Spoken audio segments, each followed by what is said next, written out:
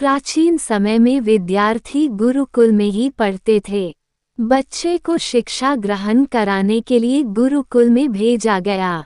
बच्चे को गुरुकुल में गुरु के सानिध्य आश्रम में देखभाल की जाती थी और भी अध्ययन किया। वरदराज को सभी प्रकार के गुरुकुल द्वारा भेजा गया। आश्रम में अपने साथियों के साथ वहां मिलना हुआ, लेकिन वह पढ़ने में बहुत ही खराब था।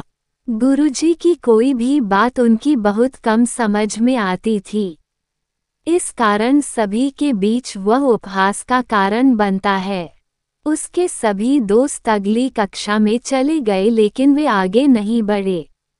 गुरुजी ने भी आखिरकार हार मानकर उससे कहा, बेटा वरदराज, मैं सारा प्रयास करके देख लेता हूँ। अब यही होगा कि तुम यहाँ अपना समय बर्बाद मत करो। अपने घर चले जाओ और दोस्तों की काम में मदद करो।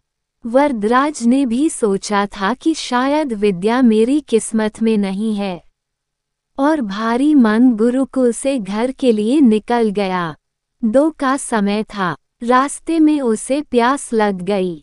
इधर उधर देखने पर पता चला कि थोड़ी दूर पर ही कुछ महिलाएं कहानियों से पानी भर रही थीं। वो कुएं के पास गया। वहां पैप पर बैल के आने से निशान बने हुए थे, तो उसने महिलाओं से पूछा, ये निशान तुमने कैसे बनाया? तो एक महिला ने जवाब दिया, बेटी ये निशान हमें नहीं चाहिए।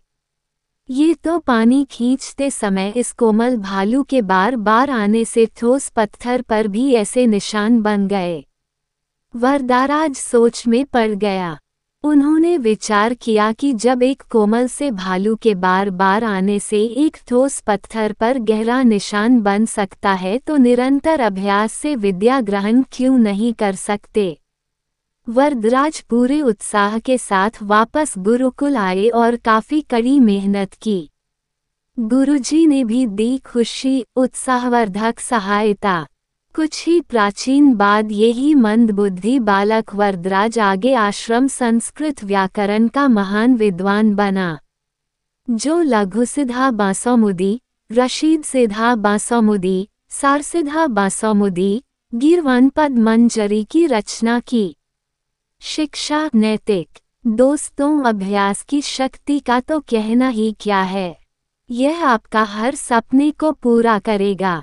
अभ्यास बहुत जरूरी है कि कागज वो खेल हो जो पढ़ाई में या किसी अन्य चीज में हो। बिना अभ्यास के आप सफल नहीं हो सकते। यदि आप अभ्यास के बिना केवल योग्यता के साथ बैठे रहेंगे, तो अंतिम रूप से मैं आपको पछतावे के सिवा और कुछ हाथ नहीं लगाऊंगा। अभ्यास के साथ धैर्य, मेहनत और लगन के साथ आप अपनी मंजिल को पाने के लिए निकल पड़ें।